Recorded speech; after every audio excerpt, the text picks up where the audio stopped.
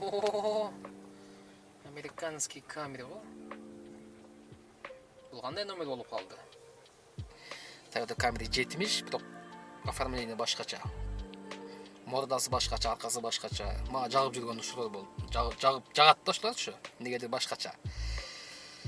2-3 жума мурун Шереметьеводан көрдүм эле. Бир тууган айдап жүргөн экен, сүйлөшүп отуруп калдык эле. Жок, ошол алдыга айттылар, ошо немеден алып келдим. Кыргызстанга алдыртып, анан Кыргызстандан бул жака алып келдим деп. Канча сумма кеткенин, кантип алып келдим жөнүндө сурай албай калдым, заказ алып кетип калды эле. Ошондо ой келди эле, ушу жөнүндө бир алып келсе канча түшөт экен, бир татам деп. Бүгүн үйдүн жанына чыгып иштей баштайын деп атсам эле, муну алып камерага жүрүптү, ошо жерде үйдүн тегерегинде. Заказ алып келип күтүп турган экен. Жанына өтүп атсам, кыргыз бала, таанышып калып эле, анан бир айтып берчи десем айтып берди. Самозанят болуп иштебегендер үчүн мен Атаман паркын сунуштап өтмөкмүн. Атаман паркында парктын проценти 2,5%. Моментальный вывод. Каалаган суммаңарды каалаган учурда кылсаңыздар болот. Выводко акча албайт. Жана ошондой эле паркта иштеген водительдерге Атаман паркы розыгрыш кылып турат, оюн ойноп турат. Ким көп иштегенге, ким чоң заказ жапканга, ар айдын өзүнчө условиясы бар. Ошону бул номерге чалып берсеңиздер болот. Жана ошондой эле парк таксиге тиешелүү бардык документтерди жасайт. Бул путевой лист, карточка фрахтовщика, киссар, страховка для такси жана башка. Бардык проблемалар болсо, таксиге чыгып кандай документ жасаңар келип атса, кайрылсаңыздар анда жасап берет.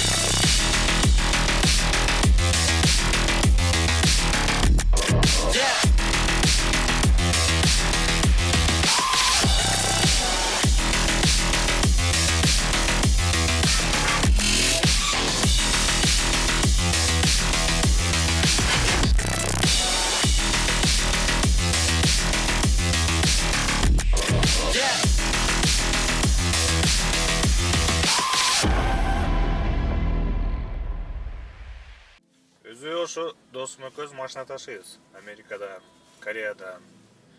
Азыр ушу Россияга алып келип, оформлять этип, канал таап, ушу машиналарды алып келип сатып атабыз да. Муну деле ошо саткан алып келгем. Алып келип анан өзүмдүн жумуштарым токтоп калып, башка да параллельный жумуштарым бар да. Анан отуруп Каплюска таксиге чыгып көрөйүн дедим. Жакшы чыктым, иштеп атам, бир ай болду окшойт азыр иштегениме. Жакшы эле. 18. Ошол ал жактан алып келиши. Азыр буну Кыргызстанга алып келип, Кыргызстандан бул жака алып келип атасыңарбы? Кыргызстанга алып келесиң, Кыргызстанда полностью растаможка болот.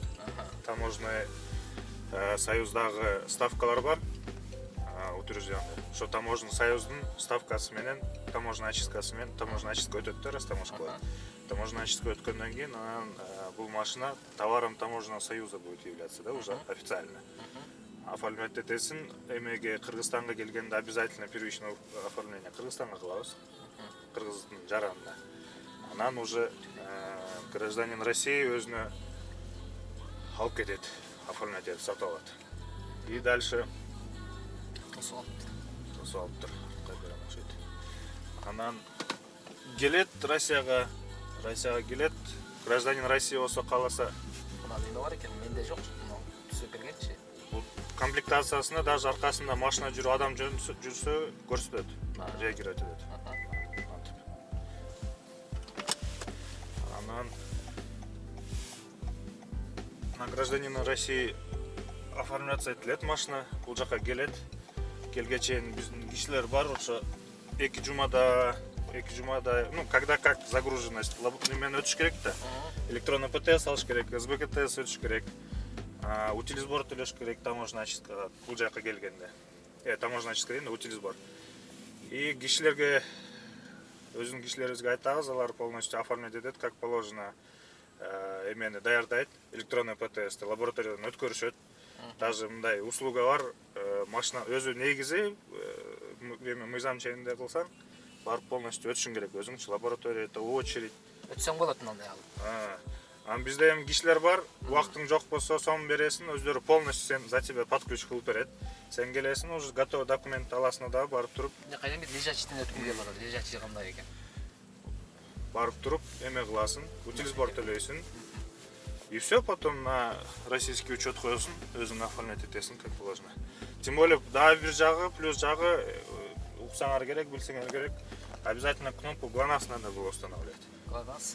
Россияга киргенде машина кнопка ГЛОНАСС могул жерде болот го, ошону анан жок болгондуктан кече мына жайында 100 000, 120 000 чейин көтөрүлүп кеткен. Өзү 20-30 000 эле турчу эле убагындачы. Жок болгондуктан правительство РФ азыр отмена кылып салган февралга чейин. Эми февральда продлевать этпейби билбейм, бирок азыр февральга чейин машинаны без этой кнопки, то есть, 100 000 чейин эконом да. Кнопканы койгон кереги деле жок өзү, бирок талап кылышат ошого. Ошондо мына машина канчага түштү? Ол жактан алып келип, Растаможкаң, анан Россияга алып келип Растаможкаң, лицензия понятно, биз билебиз. Именно Растаможка Москвага российский номер менен келиш канчага түштү, ошону айтчы. Бир эми машинанын эмесине дагы карайт да биринчиден, состояниясына, комплектациясына. Эми арзан машиналар бар, расходу көбүрөөк машина кайсы жака эле. Накалай деп кандайдан карап буруп баркайды. Машинанын состояниясына карап эме кылат. Эми ушул туруштагы машина болсо, примерно тартууга. 2ге чейин алып келсе болот, эми 1.9га чейинчи. Эми бу жерде рынокто карасаң, Россияга келиши 1.9 болобу? 1.9га чейин алып келсе болот. Жакшы, жакшы. Анан эми рынокто карасаң 2ден жогоруда 2,5, 2 объемдуктурчу. Бул 2.5. Бу 2.5. 2018. 2018 209 лошадок паспорт эме боюнчачы. 2018 өзү 2018 Optima K5-нарчы. K5 азыр 2000 качадан чыкты? 20дан чыкты. Азыр Optima санаталар 2018. Апрелде чыгат да Comfort Plus'тан. Camry да бир жыл көбүрөөк иштейт бул. Себеби ушундай классификация ушундай экен да. Camry ооба эме классы выше турат экен мына корейцтерге, китайцтерге карагандачы. Ошондо 2 жыл жүрүп берет да 2018 жылкы машина дагы, Ооба, 2 жыл жүрүп берет да. 2 жылда өзүн актайт да созу. Спокойно актайт. Неме еще аз данный момент Comfort Plus дефицит болуп атпайбы? Жолго чыгып, жол менен келебиз айдан. Чоң жолго чыгып бир басчы. Дефицит болуп атат. Азыр кытайский Comfort Plus келип атат, ал Comfort Plus'ка киреби билбейм. Бирдеке деген кече жакында эле YouTube'дан көрдүк. Мыналар менде жок, мына менде. Бул, короче, привязка кылса болот экен, эмен гараж эшиктердечи прошить можно. Автозатемнение, если дальний урса аркаданчы, этот компас. Анан датчик обгона бар боковой. Удержание полос есть, иштейт, мен өзүм иштеп эме кылган жакшы нерсе экен. Анан адаптивный круиз-контроль. Машинанын артынан коюп койсоң өзү скорость набирать этип, өзү таштайт. Меники жөнөкөй эле круиз-контроль. Бул адаптивный, то есть машинанын артынан эми кетет да, ол набирать этсе, бул набирать этет, ал тормозить этсе.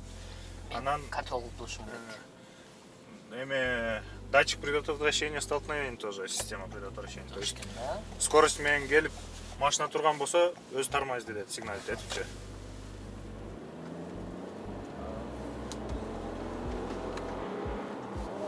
Жака киребиз.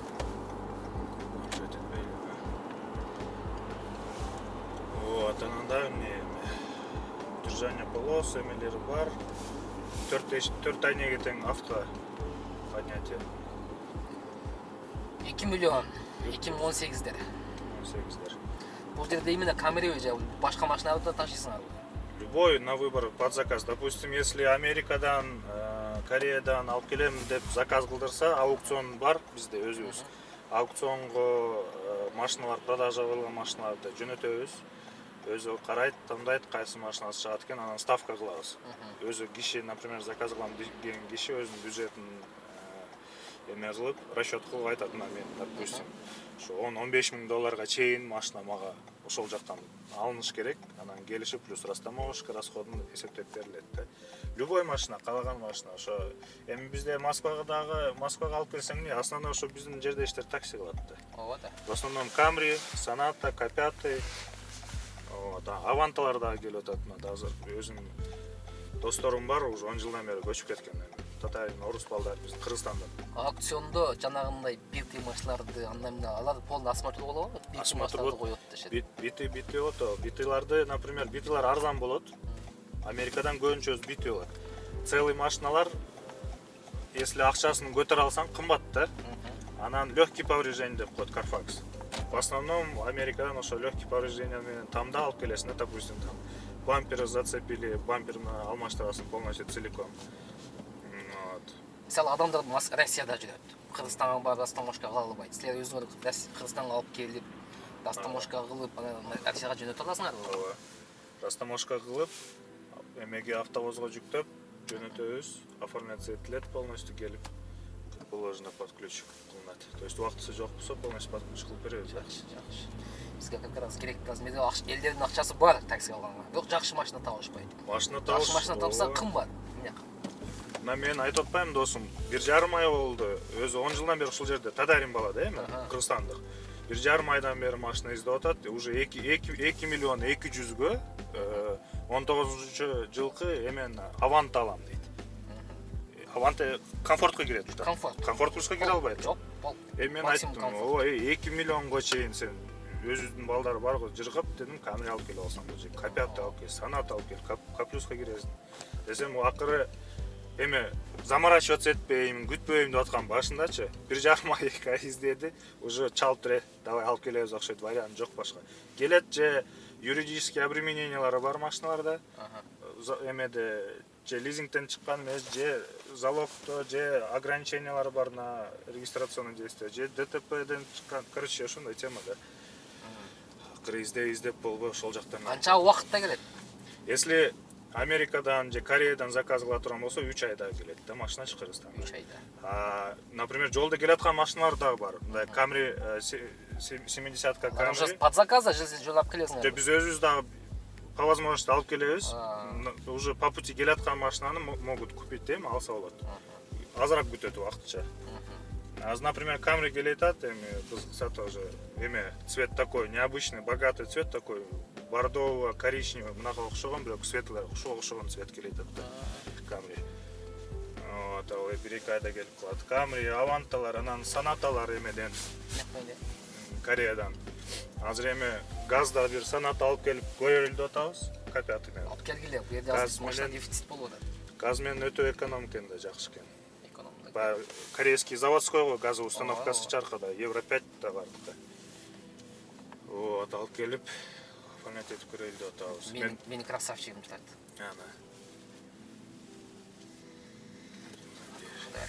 Жакшы деген, значит, номериңди таштап койсоң, өзүң жооп бере бересиң элдерге. Болор. Номериңди таштап койсоң, жооп берип.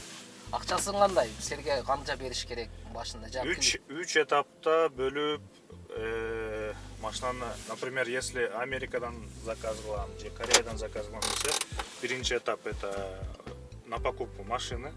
Машина менен аукциондун сборун төлөнөт биринчи этапта. Анан где-то 3-4 жумадан кийин, 1 айга жетпей, уже логистика, перевозкасы төлөнөт, там небольшая сумма. Анан уже машина келатканда, келгенден кийин, уже 2 айдан кийин, 3 айга жетпей, уже келгенде Кыргызстанга анан растаможкасын кылып төлөйсүң. Например, тааныш билиш, тууган урук болсо, бизге ишенбесе, өз деле бар акчасы менен барып, өз деле растаможка кылат, биз апарабыз.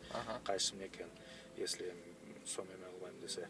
А машинага, допустим, кааласа өз деле перевод кылат. Биз полностью счет на оплату беребиз, реквизиты банковские даем. Иши өзү могул жерден деле отуруп деле банктан ошо машинага лоттун номери берилет, ошол машинага өзү оплаталат. То есть не обязательно бизге керек. Таза да эми, ишеничтүү болот. Өзү оплата кылат, Америкага жөнөтөт же Кореяга жөнөтөт, оплатаны проводить этет, чекти бизге жөнөтөт, болду. Бизге логистика машинаны принимать этип атканы полностью керек да. И растаможкага деле ошол. Өзү барган, өзү кааласа бирөөнү жөнөтөт, барып растамашка кылып, акчасын кассага төлөп, как положено. Машинаны уже эме кылат, растамашка кылабыз. И бул жака жөнөтүп атканда уже тосуп алат да. 3 этапта бөлүп эме. То есть, например, 2 миллионго чейин десек, 2 миллион сразу чыгарып бериштин кереги жок да. Биринчи этапта 1/3 суммы, например, машина 3 бөлүккө бөлсөң, 1 бөлүгүн машинага төлөйт, 1 бөлүгүн кийин расходдор ошо логистикага төлөйт, анан келгенде растамашкага. И бул жака келгенде уже российский учетко койгон ошо остаток деп аталат. Биринчи, значит, мага мындай машина керек, мындай комплектация болсо, мынанча сумма деп силерге айтат, сен аны издейсиңерби же уже силер даяр машина барбы? Жок, даяр машинадан көп ассортимент көп эмес. Camry, Sonata, Avanta 3-4 машина эле бар. Эми у всех спрос, интерес аркылуу да эмесичи, вкусучу.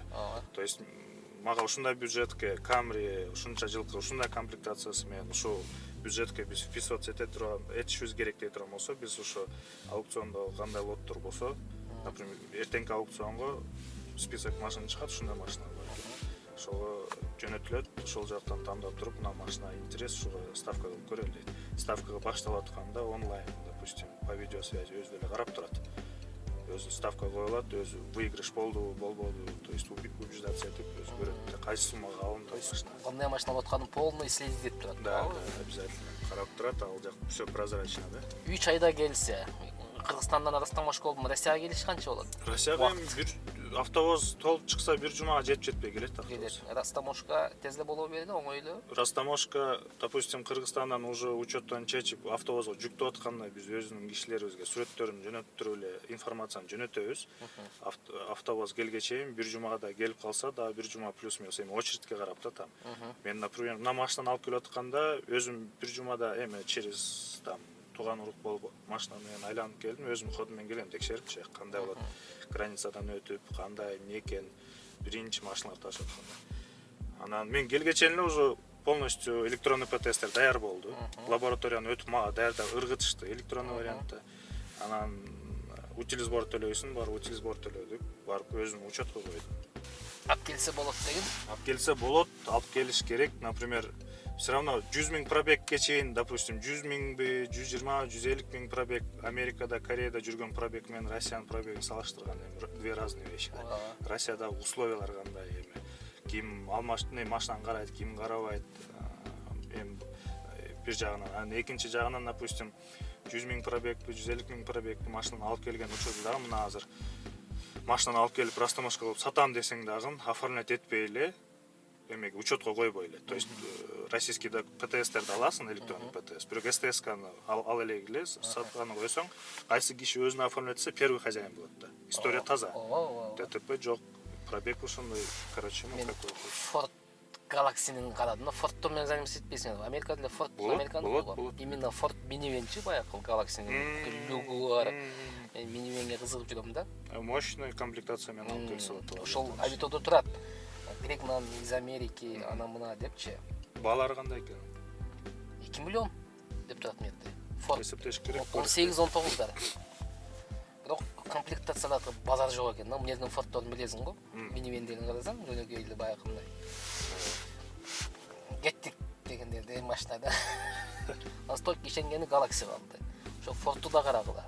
Ford да жакшы неме. Тем более минивен менен Comfort Plus иштеген акчасы бирдей. Даже көп иштешет. Азыр данный моментте минимумда спрос көп да. Спрос көп. Заказ 20 мүнөттөн берет, күтүп отурат, машина жок. Ошого Ford неменин алып келди. Ошол да жакшы. Кыскасы сен номериңди таштап коем. Ошол номериңе чалса, өзүң жооп берип. Допустим, анан кишилерде сомнение алып сүйлөшөбүз десе, например, биздин жагандар Москвада турса, Москвада мен ушул жерде постоянно киши менен жолугуп кандай эмне экен. Кыргызстанда десе, Кыргызстанда мен партнерым бар. Кыргызстанда ошол ал менен жолугат. Офисине барып жолугуп. Анын условиясын өзүң сүйлөшөсүң да кандай болот. Жакшы идея, себеби азыр машина кымбат. Өзүң Авитодон келип карасаң, Авторудан келип карасаң, вообще кымбат. Себеби машина дефицит болуп атат. Эски машиналарды сатып атышат. 2-2ге койгом буну. Сатам депчи башында. Анан 2018 спрос болгон. Эми все равно привоз болуп свежий деп көп чалып эме кылышкан. Кичине пландар өзгөрүп, таксиге чыгарайлы, К+га чыгарайлы деп. Таксиге чыгарып.